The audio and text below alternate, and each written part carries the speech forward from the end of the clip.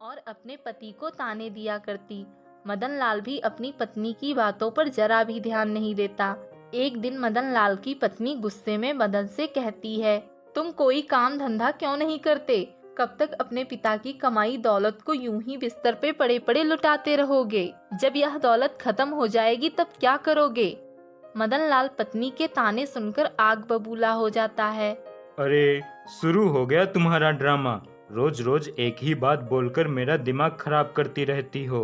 जाओ अपना काम करो। ये सारी धन दौलत मेरे पिताजी मेरे लिए छोड़ कर गए हैं। भला ये किस काम आएगी? सुबह सुबह सारा मूड खराब कर दिया। इतना कहकर मदन लाल गुस्से से घर से निकलता है और चलते चलते एक जंगल की तरफ आ जाता है। अरे, ये मैं कहाँ आ गया? ये तो जंगल है। चलो अब आ ही गया हूँ तो थोड़ा सुकून से बैठ जाता हूँ। वैसे भी घर पर पत्नी की बड़बड़ सुनते सुनते पक गया हूँ। मदन एक पेड़ की छांव में बैठ जाता है। थोड़ी देर बाद वहाँ एक व्यक्ति आता है और वह एक पेड़ के पास जाकर एक मंत्र बोलता है। इस जंगल के पेड़ों में तुम ही हो एक राजा। खड़ा हूँ तेरी चौखट पे, खोल दे तू दरवाजा। देखते ही देखते पेड़ में एक दरवाजा खुलता है और वह व्यक्ति उसके अंदर चला जाता है और वह दरवाजा बंद हो जाता है। थोड़ी देर बाद वह व्यक्ति एक पोटली लेकर बाहर आता है। मदन लाल बैठा यह सब देख रहा था। हे भगवान, ये क्या बला है? ये मैं क्या देख रहा हूँ? एक आदमी पेड़ के अंदर गया और पोटली में कुछ लेकर वापस निकला। लगता है यह जरूर कोई जादुई पेड़ है। क्यों ना मैं भी इस पेड़ के अंदर जाऊं, शायद मुझे भी अंदर कुछ मिल जाए। मदन लाल उस पेड़ के पास जाता है और वही मंत्र बोलता है। इस जंगल के पेड़ों में तुम ही हो एक राजा। खड़ा हूँ तेरी चौखट पे, खोल दे तू दरवाजा। पेड़ का दरवाजा खुल जाता है।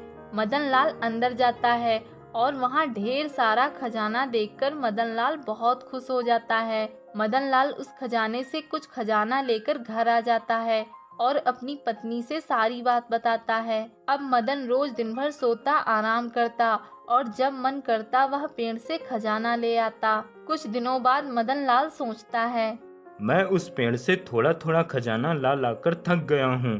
क्यों ना मैं इस बार जाकर ढेर सारा खजाना ले आऊं।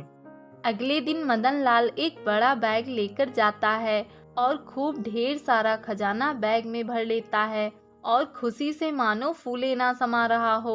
मदन लाल बाहर आने के लिए मंत्र बोलता है पर वह गलत होता है और पेड़ का दरवाजा नहीं खुलता। मदन लाल खुशी से मंत्र भूल जाता है और बार बार गलत मंत्र बोलता।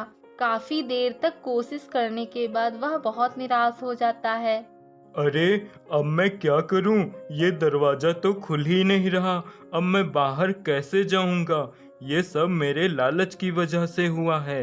मदन लाल वही अपने लालच की वजह से पेड़ के अंदर ही कैद हो जाता है।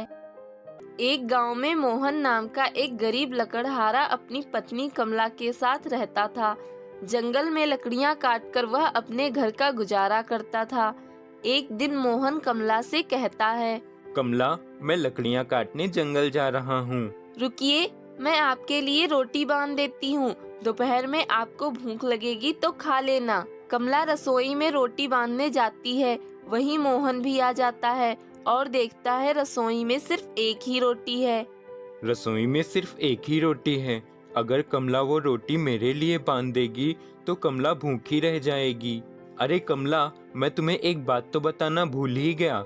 जंगल में मेरे साथ एक और लकड़हारा लकड़ियां काटने आता है और वह ज्यादा खाना ले आता है। दोस्ती का वास्ता देकर मुझे वह खाना खिलाने लगता है। इसलिए ये रोटी तुम खा लेना। अब मैं चलता हूँ। इतना कहकर मोहन लकड़ियां काटने जंगल चला जाता है। जंगल आकर मोहन सोचता है, कमला से तो मैंने झूठ बोल दिया कि मुझे मेरा मित्र खाना खिला देता है, पर सच तो ये है कि मेरा कोई मित्र ही नहीं है और बिना कुछ खाए मेरे शरीर में इतनी क्षमता भी नहीं है कि मैं ज्यादा लकड़ियां काट सकूं। फिर भी लकड़ियां तो काटनी ही पड़ेंगी, वरना आज भी भूखा रहना पड़ेगा। तभी मोहन को वहीं एक आम का पेड़ दिखाई देता है।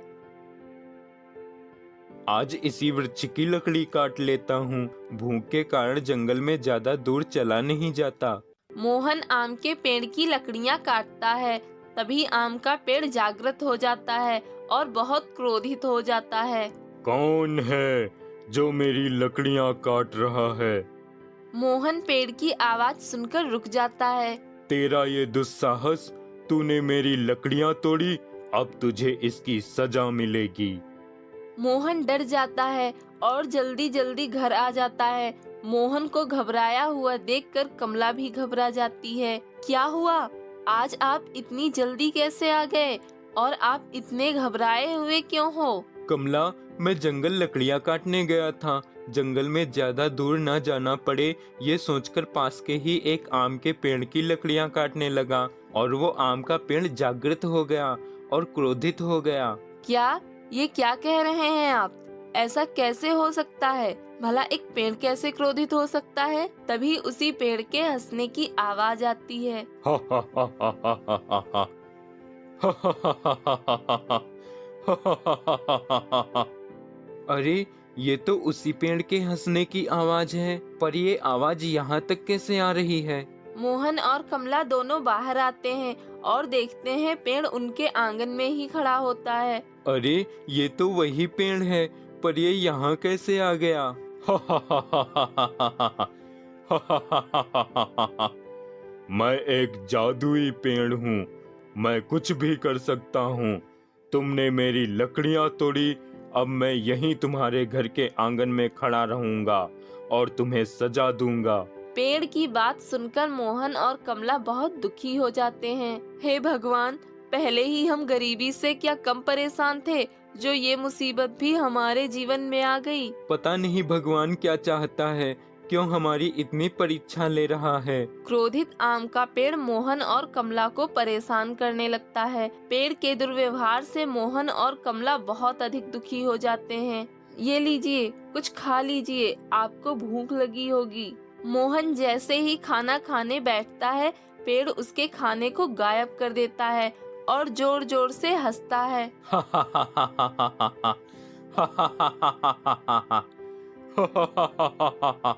ऐसा कब तक चलेगा?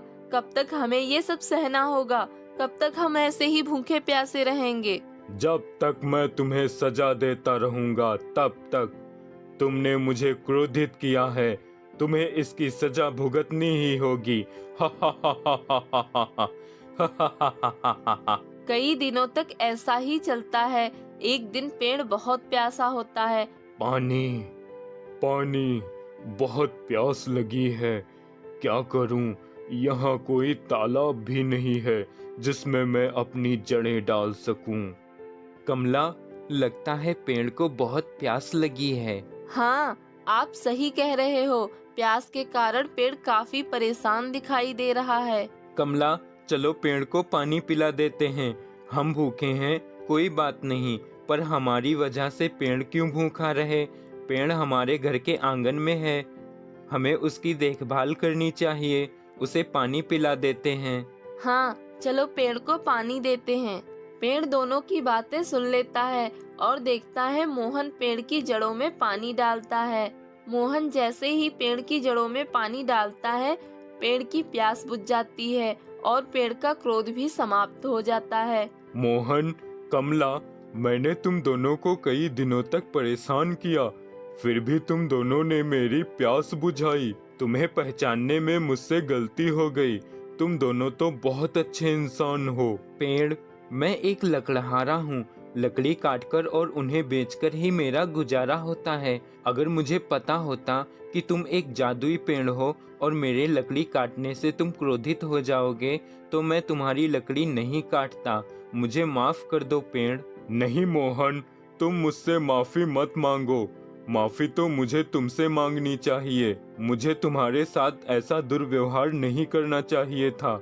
मुझे माफ कर दो मोहन। कोई बात नहीं पेड़, हम तुमसे नाराज नहीं हैं। वाह, तुम दोनों सच में बहुत अच्छे इंसान हो। मैं तुम दोनों से बहुत प्रसन्न हुआ, इसलिए मैं तुम्हें एक उपहार देता हूँ। मोहन, ये लो, ये एक आम से भरी टोकरी है। इसमें रखे आम कभी खत्म नहीं होंगे और तुम इन्हें बेचकर अपना जीवन यापन कर सकोगे।